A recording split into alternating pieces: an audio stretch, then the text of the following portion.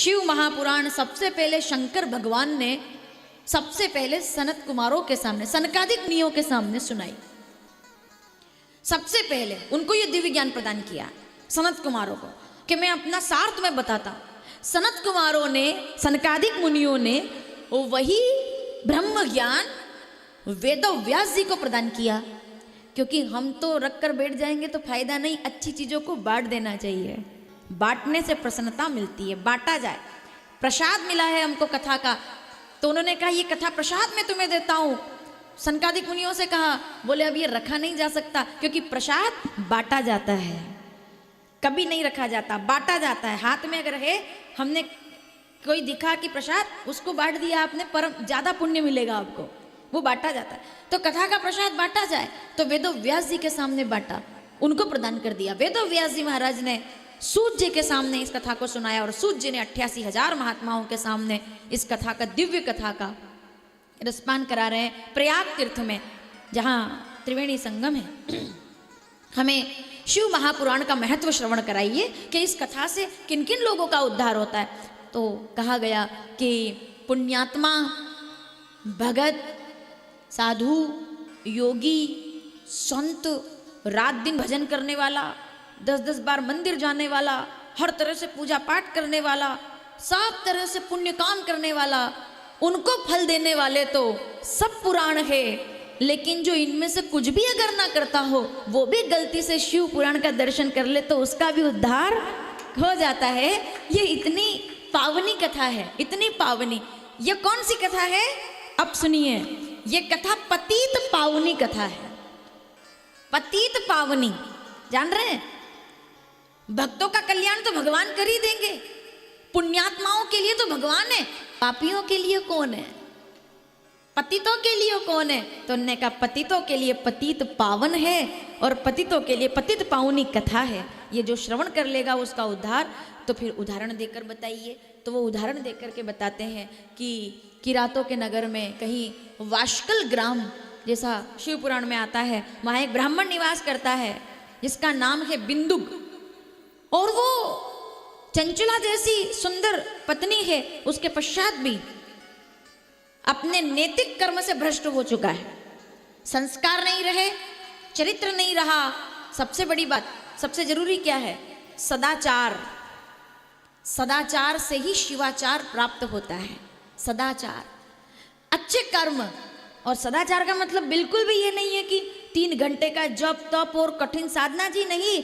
सदाचार किसको कहते हैं? अपने स्वभाव वाला आचरण किया जाए, जो मुझे करना चाहिए क्योंकि मैं मनुष्य हूं, उसी को सदाचार कहते हैं। कि मैं जैसा हूं मुझे वो करना चाहिए, मुझे पशुओं की भांति कोई काम नहीं करना चाहिए। समझ रहे हैं आप? देह धरे कर यह फल भाई। आहा, रामचरितमानस किष्किंधा कांड 22वां दोहा, 3री चौपाई। देह धरे कर यह फल भाई, पूरा करो मेरे साथ, भजो राम सब काज बिहाई। ये सदाचार है भैया। अच्छे, सबसे बड़ा महामंत्र राम। राम बोलिए, महामंत्र, महामंत्र। जासु नाम सुमिरत एक बारा, उतरई नर भव सिंधु अपारा। तो सदाचार का मतलब क्या है? सब में ईश्वर को देखना। अलग से कोई आप बहुत ज्यादा वो भी नहीं करें तब भी चलेगा कि हम इतनी देर बैठे मंदिर में, इतनी देर, कुछ नहीं। सदाचार, स्वाभाविक आपका जो आचरण है वो शुद्ध होना चाहिए। पशु जो काम करे वो मेरे द्वारा ना हो, ठीक है? जो राक्षस दैत्य काम करे वो मेरे द्वारा, इतना सा तो करना। और करना क्या है? जरूरत से क्यों, हमें पाखंड भी नहीं करना, हमें दिखावा भी नहीं करना कि मुख में राम बगल में छुरी, वो भी नहीं करना। हमको क्या कहना है? अंदर भी राम होना चाहिए और बाहर भी राम होना चाहिए। क्या जरूरत है? जैसे हो वैसे रहो ना आप। क्यों दिखावा करना है? क्यों बताना है किसी को कि हम कितनी बार ये करते हैं, उतनी बार नहीं कर। हम उसको खुश करने के लिए करते हैं, दुनिया को दिखाने के लिए। मैं जैसा हूं मैं तेरा हूं, तूने मुझे बनाया है। मेरा जन्म लेना मेरे बस में नहीं है, मेरी मृत्यु मेरे बस में नहीं है। मेरे बस में केवल एक चीज है, और वो है मेरा जन्म से लेकर के मृत्यु तक का जीवन, और वही जीवन मैं तुम्हारे चरणों में समर्पित कर चुका हूं। इसलिए मैं तुम्हारा हूं और तुम फालतू ही उलझ रहे हैं।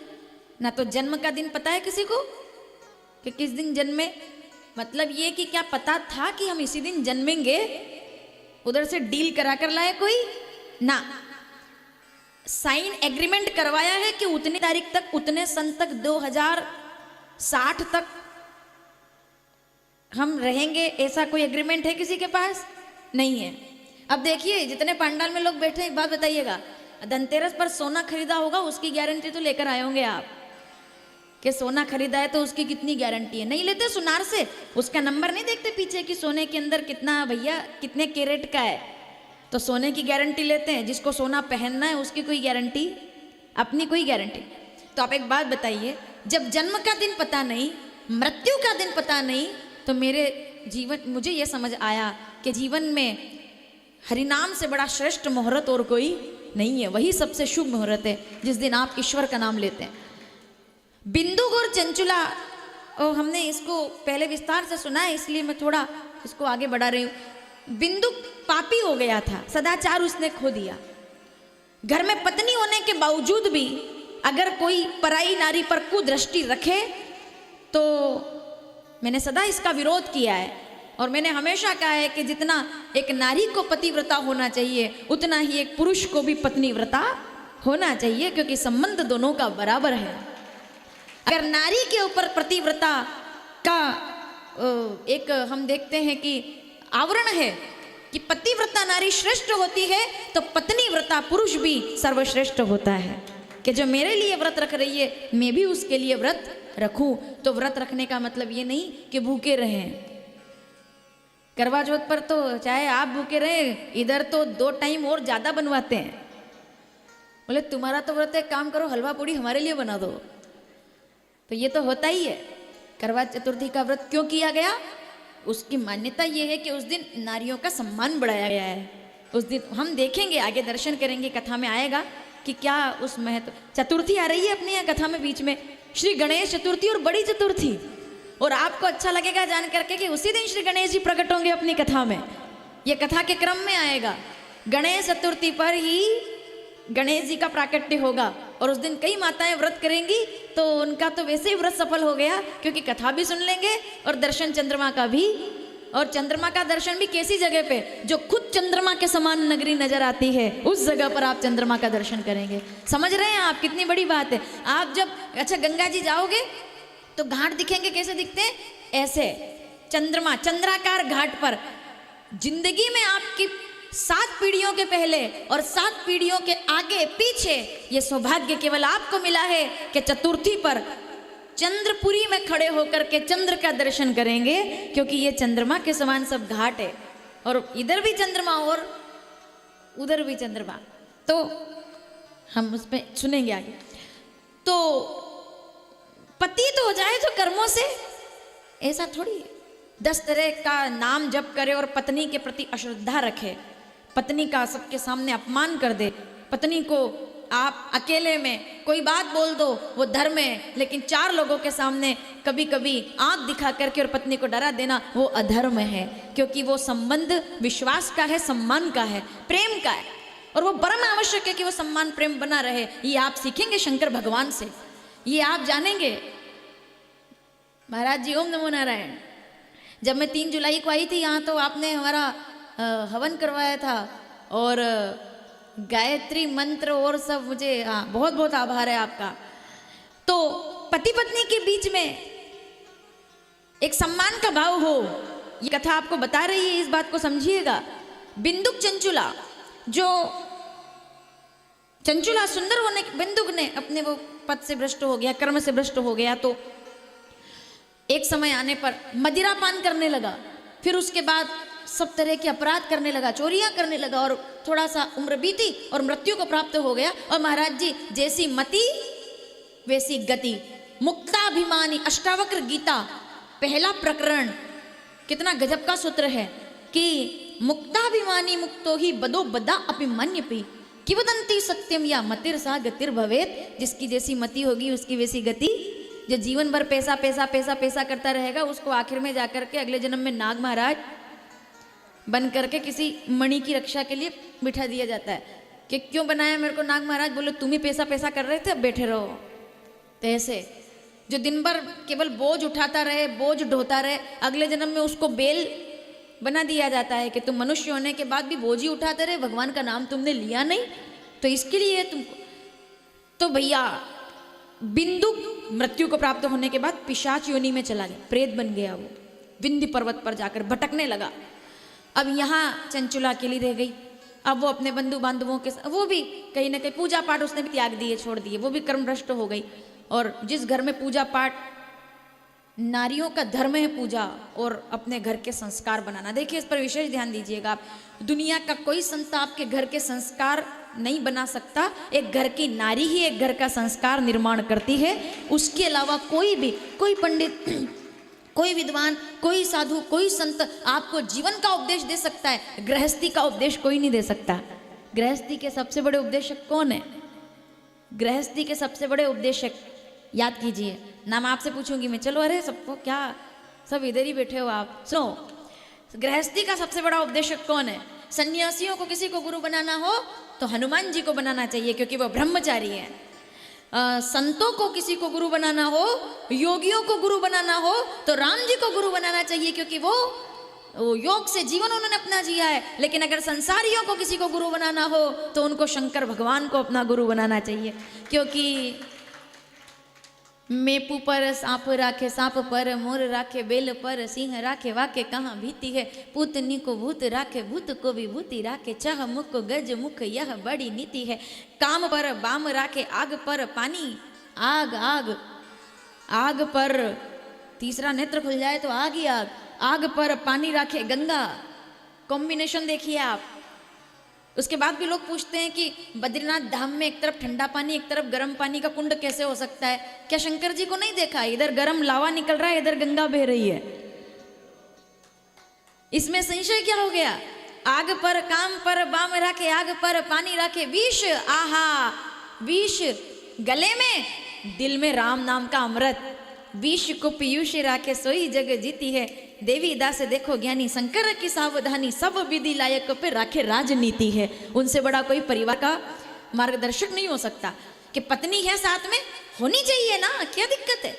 सब तो बाबा नहीं बन सकते, सब तो साध्वी नहीं बन सकता, जरूरत भी नहीं है, ये तो अपना अपना एक मार्ग होता है। मैं 6 साल की थी तो, जानते हैं बहुत पुराने लोग यहाँ बैठे हुए, मैं 6 साल की थी तब से मेरा ये था कि मुझे कथा करनी, और मेरा कभी कोई दूसरा लक्ष्य रहा ही नहीं कि मन बदल जाए, कि मैं 2 साल बाद सोचूं कि 3 साल। 6 साल की थी मैं, और पहली बार जब मैं अभी कलाली गई थी वैष्णो माता जी के यहाँ दर्शन करने के लिए, तो पहला गांव जहाँ कथा की थी मैंने, जब पहली बार उस दिन मैंने सोच लिया था मुझे संन्यास लेना है। 2005 में मैंने संतों से कह दिया मुझे संन्यास लेना है, मुझे इसी क्रम में जाना है। तो ये तो भाव है, ठीक है, बदल गया जीवन। लेकिन एक बात मैं कहती हूँ, कपड़ा बदल करके भी हम लोग सन्यासी हैं, लेकिन रंग बिरंगे कपड़ों में भी सब माताएं भी सन्यासी है। इतना त्याग आप लोग अपने जीवन में करते हैं। अपने लिए ताली बजाओ, इधर से उम्मीद मत करो, खुद ही ताली अपने लिए बजानी पड़ेगी। इधर तो कितना भी सजा के दे दो थाली, तब भी यही कहेंगे नमक कम है फिर भी आज। उनने इतनी अच्छी बनाई थी भिंडी की सब्जी, पता नहीं अपने यहाँ क्यों अच्छी नहीं बनती। ये होता है।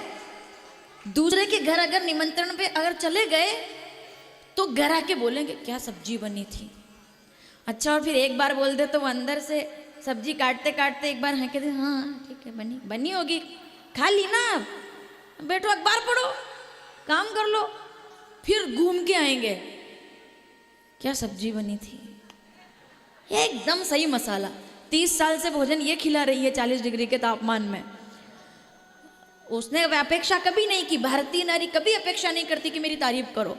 उसके बाद क्या सब्जी, और जैसे थाली सामने आई शाम के समय, और थाली सामने आते ही फिर एक बार कह दिया क्या बनाया, करेला, अरे करेला तो उनने बनाया था, गजब का बनाया था। ये क्या हो गया? ठीक है, कभी कभी ऐसा बोल दो कि बनाया तो उनने था, पर जो स्वाद यहाँ है ना, तुम मेरे घर की अन्नपूर्णा हो। कल सुनाया ना आपने, नारियों का सम्मान करो भाई, घर की लक्ष्मी है वो। मैंने तो एक बात देखी है, मैं आपको खुश करने के लिए बिल्कुल नहीं बोल रही, प्रैक्टिकल बोलती हूँ। एक गृहिणी से बड़ा त्याग, सन्यास। हम सन्यास लेते हैं तो हमारा नाम बदला, वर्षा नागर से अन्नपूर्णा गिरी। वो सन्यास जब लेती है तो पति का नाम आ जाता है सामने, वो भी तो सन्यास है, वो भी तो त्याग है, उनका भी तो नाम बदल जाता है, उनका भी तो। हमें लोग कहते हैं कि आपने अपना घर त्याग दिया, अब आप उज्जैन रहते हो, काशी रहते हो, कैसा लगता है? मैं उनसे पूछती हूँ, आपने भी तो अपना घर छोड़ा है, आपका भी तो अपना आंगन था। 18 साल तक उस आंगन में कैसे चिड़िया की तरह उड़ रहे थे आप। कभी नहीं ध्यान रहना पड़ता पल्ला इधर से ऐसे ना हो जाए, कभी नहीं कि चाची मामी काकी ये वो सब। अब हर चीज में एक रिश्ता बदला, पूरी जिंदगी बदल गई, पूरा जीवन। आपका भी तो त्याग है, कितना त्याग एक नारी करती है। और परिणाम में कभी कोई ये नहीं कहता, कभी कोई धन्यवाद नहीं देता। माँ के रूप में, पत्नी के रूप में, भाभी के रूप में, परिवार की किसी भी नारी के रूप में कभी कोई ये नहीं कहता। मुझे शिकायत है इस बात की, महाराज जी लोग बैठे हुए, मैं तो आपके आदेश से बोलना चाहूंगी, यूट्यूब पर लोग इसको देखेंगे। मुझे शिकायत है इस बात की, दुनिया में रेस्टोरेंट पर जाते हो, 1000 का बिल आता है, 3 दिन बासी दाल खा के आते हो और कहते हो कि गजब की बनी थी, उस वेटर की तारीफ कर देते हो। लेकिन घर में जो नारियां काम कर रही हैं, जो आपके लिए सब करती हैं, उनकी कभी तारीफ के लिए 2 शब्द। ये नहीं है कि उनको तारीफ चाहिए, तारीफ नहीं चाहिए, सम्मान चाहिए, अधिकार चाहिए। कि अन्नपूर्णा, क्या सुना आपने कल? अच्छा, कल आपने क्या सीखा? महाराज जी ने बताया कि अन्नपूर्णे सदापूर्णे शंकर प्राण वल्लभे। क्या बात है, भिक्षान देही पार्वती, जगत को भिक्षा देने वाला, किसी से नहीं मांगा, पत्नी के सामने हाथ फैलाया है शंकर जी ने। क्या सीखा? पैरों में आ गए सामने। दुनिया में कभी आपने देखा हो तो महाकाली है और चरणों में कौन? शंकर जी। ये क्या है? हमारे यहाँ नारियों, सनातन में नारी पूजनीय ऐसा नहीं। अब मैं इस पर खुल के कुछ नहीं कहूंगी, पर सौभाग्यशाली होते हैं वो लोग जो सनातन में जन्म लेकर के आते हैं, क्योंकि यहाँ अधिकार है, यहाँ अधिकार है हर बात का। तो कहने का सिर्फ इतना सा तात्पर्य है मेरा कि नारियों का सम्मान हर घर में। ये कभी कभी 2 शब्द प्रेम से बोल देने चाहिए भाई, कि भिंडी उनने भी अच्छी बनाई लेकिन तुम्हारी ज्यादा अच्छी थी, तुम्हारा जो स्वाद है वो। अन्नपूर्णा, शंकर जी ने कहा तुम अन्नपूर्णा हो। चरणों में आ गई जब माँ भगवती, तो चरणों में आ गए भोलेनाथ। इसका क्या मतलब था? क्या अब व्यवहारिक कथा ये कहती है कि, व्यवहारिक कथा कहती है कि वो उनको रोकने के लिए चरणों में, महाकाली नहीं रुक रही थी तो शंकर जी पे जो भी आ रहा था राक्षस, उसके मस्तक को चवत करके दबा करके बढ़ रही थी, तो शंकर जी आ गए तो वो एकदम से जिह्वा निकाल देती है कि अरे ये क्या हो गया, भोलेनाथ आ गए। ये तो लौकिक कथा है, वास्तविकता क्या है?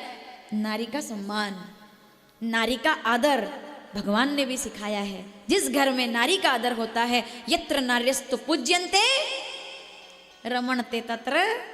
तो अब प्रैक्टिकल देख के जाओ, यत्र नार्यस्तु पूज्यन्ते, जहाँ शिव जी अन्नपूर्णा माता की पूजा करते हैं, सकल तीर्थ ऐसी काशी को प्रणाम करते हैं। अपने घर को काशी बनाइए, नारियों का सम्मान कीजिए। बिंदुक चंचुला की कथा बहुत गजब की कथा है। देखिए, अब चंचुला भी कर्म भ्रष्ट हो गई, जब पति के कर्म नहीं रहे और जब पति नहीं रहा तो वो भ्रष्ट हो गई थी। लेकिन बंधु बांधुओं के साथ एक बार वो गोकर्ण क्षेत्र, तीर्थ क्षेत्र में जाती है और वहाँ मेला देखने की दृष्टि से, विधवा होने के बाद, वैधव्य के बाद, ऐसे ही कि बच्चों ने कहा चलो मन बहल जाएगा, आ गई। अपराधी पापिनी ये भी थी, झूठ बोलना, निंदा करना, ये सब। अब जब वो आती है तो वहाँ सब मेला देख रहे थे और एक पंडित जी कथा सुना रहे थे, शिव जी का नाम ले रहे थे। तो उन्होंने एक अध्याय में ये कहा कि जो नारियां अपने पति का आदर नहीं करती और अपने पति के धर्म को छोड़ करके अन्य निंदा बुराई करती है, उसको ऐसे ऐसे नरक में जाना पड़ता है। तो ये डर गई, ये तुरंत जाके बैठ गई वहाँ। बोले ये तो अपनी बात चल रही है। बोले महाराज जी मुझे कौन कौन सा नरक में भेजा जाएगा? उन्होंने कहा तुमने क्या किया है? बोले मैंने ये किया है, ये किया, ये किया। बोले वो तुमने ये क्या किया? इतना सब तुमने, तो तुम्हें निश्चित नरक में तो जाना पड़ेगा। तो वो आंखों में आंसू लेकर कहती मेरा उद्धार का कारण बताइए, मैं क्या करूं? तो विद्वान थे पंडित जी, कहते शिव महापुराण का श्रवण करो, क्योंकि जिसका कोई नहीं है उसके भोलेनाथ है। भोलेनाथ सबके साथ, ठीक है? भोलेनाथ पापी पुण्यात्मा, अच्छा बुरा, कड़वा मीठा, आम खट्टा, सब सबके साथ। अब चंचुला जा रही है और काशी जैसे क्षेत्र में आकर और वो कथा का रसपान करती है। शिव जी की चर्चा सुनती है और समय आने पर बहुत कुछ लोगों को आप देखते हो ना कैसी मृत्यु प्राप्त होती है, एकदम पानी जैसे, एकदम सरल। कभी एकादशी पर, बड़ी बड़ी अच्छी तिथियों पर पुण्यमयी लोग अपना शरीर त्याग देते हैं बहुत आसानी से। कौन त्याग देते हैं? जिन्होंने अपने जीवन में सुकृत किए हैं, जिनके पुण्य, मतलब जो बिना परेशान हुए, वो भी मृत्यु भी सुधारना बहुत बड़ी बात है। कि कोई तो बिल्कुल तड़प तड़प करके और बिल्कुल परेशान होकर कि हे भगवान अब तो उठा लो, अब तो कोई सेवा भी नहीं कर रहा, अब तो ऐसा नहीं। और एक वो होता है कि एकादशी पे क्या हुआ, कई लोग आपने सुने होंगे, बोले साहब वो तो सुबह चाय पी रहे थे, घर आकर के कल्याण पढ़ रहे थे और उसके बाद सोए, तो हर हर, तो उसका कोई अफसोस नहीं। अब फिर मैं राम कथा में नहीं जाना चाहती, लेकिन क्या कहा था वशिष्ठ जी ने, बोले वो सोच के योग्य नहीं है। राजा दशरथ की मृत्यु सोच के का कारण नहीं है, क्योंकि सोच का कारण तो ऐसे ऐसे ऐसे पूरा क्रम है, उसमें कौन कौन सोच, किसके लिए मरने पर सोच करना चाहिए। जिसने कभी कोई तीर्थ ना किया हो, सुन लीजिए, जिसने कभी भजन ना किया हो, जिसने कभी भगवान का नाम ना लिया, उससे कहना चाहिए कि तूने तो अपना जीवन वैसे ही बिता दिया। अरे 2 नाम राम के ले लेता तो तेरा भी उद्धार हो जाता, और इस जन्म में ना सही अगले जन्म में तू भी काशी चला आता। या आप यहाँ बैठे हो, या आपके पुण्य आपको लेकर आए हैं। तो बिंदु की मृत्यु के बाद चंचुला वो जाती है और शरीर का त्याग कर देती है, और जैसे वो त्याग करती है और जब उसका प्रयाण हो जाता है प्राण का, तो वो कहाँ पहुंची? सीधे शिवलोक। बोलिए शंकर भगवान की। शिवलोक पहुंच गई एकदम। और चंचुला जिसने पाप तो किए थे पर शिव पुराण सुनी थी, तो वो कौन बनी? माता पार्वती की सहेली। कैलाश में जाकर के नियुक्ति, पद नियुक्ति हुई साहब, वो बन गई सखी माता पार्वती की। तो माता पार्वती उससे कहती जाओ शंकर जी के लिए माला बनानी है, फूल लेकर के आओ, वहां बगीचे में से फल लेकर के आओ। कितनी बढ़िया काम है। अब दौड़ दौड़ कर सेवा करती, बड़ी मगन होती। और एक दिन जब थाली सजा करके दी तो बोले क्या करेंगे, पहली बार था, पहली बार गई थी कैलाश पर, तो देखा, बोले आप मुझसे दिन भर से फूल मंगा रही है, धतूरा मंगा रही है, आकड़ा मंगा रही है, ये वो सब मंगा रहे हैं, इससे क्या करेंगे? बोले थाली में सजाएंगे और अपने पति की सेवा करेंगे, मैं अपने पति की पूजा करूंगी। इसके लिए तो थाली सजाई और शंकर जी का पूजन किया, महादेव का पूजन किया। और जब ये देखा तो चंचुला की आंखों में उसी वक्त आ गए आंसू कि मैंने कभी ऐसे अपने पति का पूजन नहीं किया। और तब याद आई कि मेरे पति कहाँ हैं, ये तो मैंने सोचा ही नहीं। अगर मैं मरने के बाद यहाँ हूं तो वो यहाँ क्यों नहीं है, वो यहाँ क्यों नहीं है? अगर मैं यहाँ पर हूं, हाँ, एक स्थान, अच्छा महाराज जी पधार रहे? जी जी बिल्कुल, ये हमारा बड़ा सौभाग्य है, पूज्य गुरुदेव का आगमन हमारे बीच हो रहा है। जोरदार तालियों से और वंदन नमन के साथ हम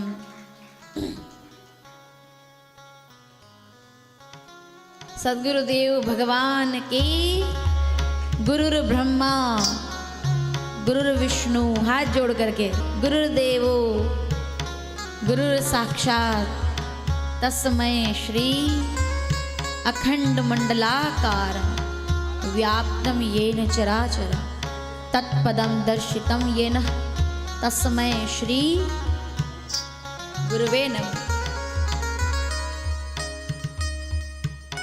गुरु ही जगत का सार है। हमारे अस्त व्यस्त जीवन को जो व्यवस्था प्रदान करे वही गुरु कहलाते हैं। प्रकाश, अंधकार से प्रकाश की ओर हमें लेकर जाने वाले गुरु ही होते हैं।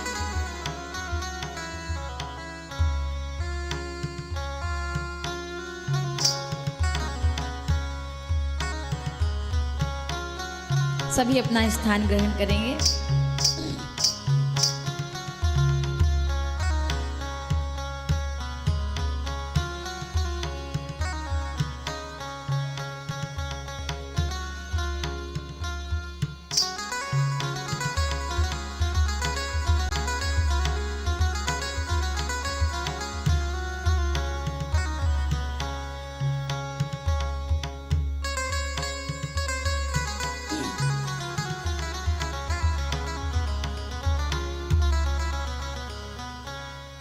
काशी में साक्षात कैलाश मठ की इस पवित्र गरिमामयी भूमि पर महाराज जी के आशीर्वाद से आयोजित इस कथा में हम आप सभी का पुण्य हमें लेकर आया है। एक बार दोनों हाथ उठाकर ऐसे प्रणाम करते हुए और तालियों के साथ वंदन नमन अपना महाराज जी तक पहुंचाएं। और यही हम सभी का सौभाग्य है कि हमें कथा के साथ गुरु दर्शन भी हो रहा है। महाराज जी को कल कथा के लिए आज यहाँ से विदा होंगे महाराज जी, क्योंकि कथा है कल से मध्य प्रदेश में मंदसौर के पास। लेकिन कल आप जाने वाले थे 23 को। मैंने निवेदन किया, आग्रह किया कि हमारे सब लोग जो कि अब सब आपका है, ये पूरा परिवार सब आपका है, तो सब दर्शन कर पाए, ऐसा मेरा भाव था।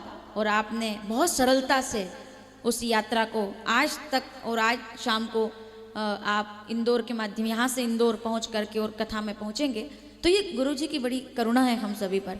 तो मैं उनके चरणों में बारंबार प्रणाम करती हूँ कि उनका वरदहस्त, उनका आशीर्वाद हमें प्राप्त होता रहे।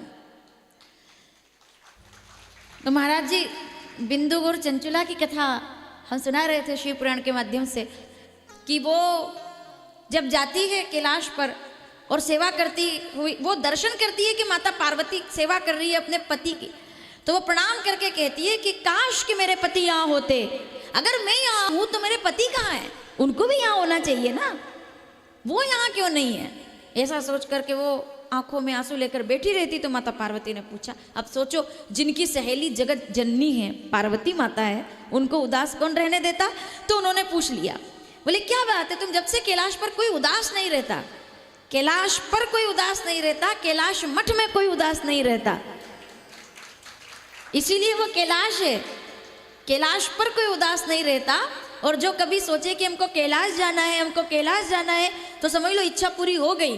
कोई आपसे पूछेगा कहाँ गए थे, बोले आज तो कहेंगे कैलाश जा करके आए हैं, क्योंकि कैलाश में भी बाबा भोलेनाथ है। भगवान आशुतोष जहाँ आनंद बरसाते हैं वही उनका कैलाश है, उसी को कैलाश कहते हैं जहाँ वो आनंद से रहते हैं। तो वो प्रसन्न होकर के माता पार्वती पूछती, क्यों तुम इतना दुखी रहती हो, तुम कैलाश में दुखी कैसे रह सकती हो भाई, यहाँ तो कोई दुखी नहीं रहता। तो वो कहती है कि मुझे अपने पति की याद आती है कि वो चाहे जैसे भी थे आखिर तो मेरे पति थे, तो मैं बड़ा दुख, कहाँ है वो इस समय, मैं कैसे जानूं। तो उन्होंने का पता लगा देते हैं अभी।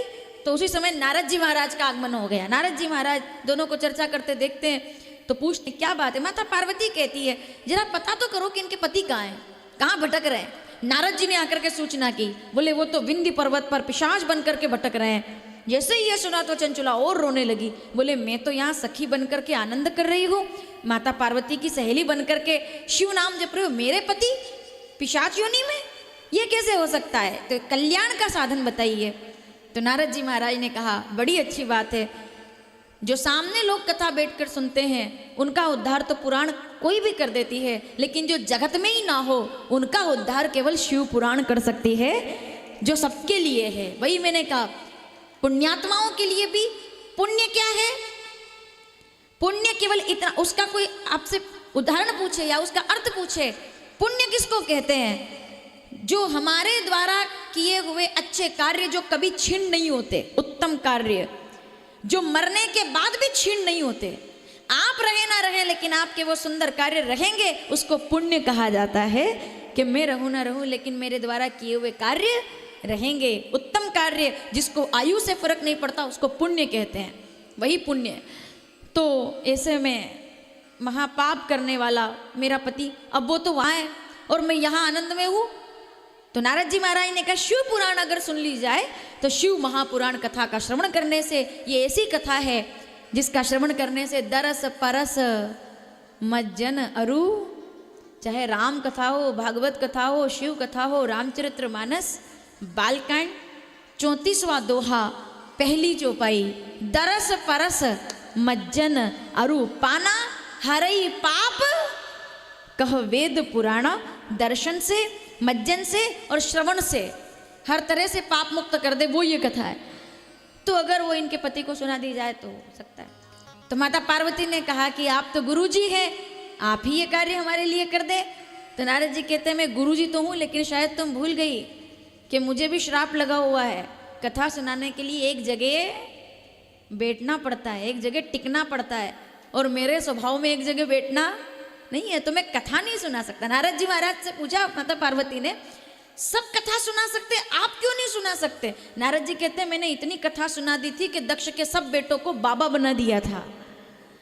तो मैं इतना बैठा कि मेरे सामने वाला जो मेरे सामने बैठता था, फिर वो कभी जगत में नहीं बैठा, उसने कभी शादी नहीं की, और इसके कारण से मुझे श्राप दे दिया दक्ष ने कि नारद जी महाराज आप कितने मेरे बेटों को बैरागी बनाएंगे, सन्यासी बनाएंगे। अगर कोई माता पिता को पता चल जाए कि उनका बेटा बाबा बनने वाला है, घबरा जाएंगे वो, है ना, कि क्या साधु बनोगे? तो दक्ष जी के साथ तो उनके कितने बेटे साधु बन गए। नारद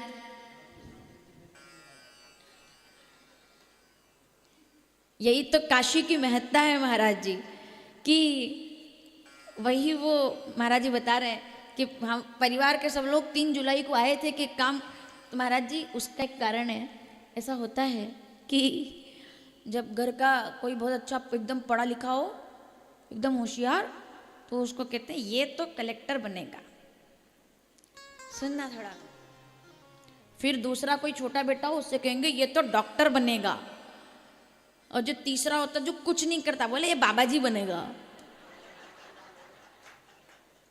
तो हमारी स्थिति उसमें से समझ लीजिए आप कि ये क्या करेगा, बोले ये बाबा जी बनेगा, ठीक है। तो ने कहा होता है ना ऐसा, ये क्या करेगा, बोले तुम क्या करोगे, कलेक्टर। ये होशियार बोले ये डॉक्टर, ये बोले ये अफसर, बोले ये कुछ नहीं है, बाबा जी बनेगा, ये कुछ नहीं करता। यही अब महाराज जी कितना बढ़िया इसमें देखिए, ये कुछ नहीं करता, ये बाबा जी बनेगा।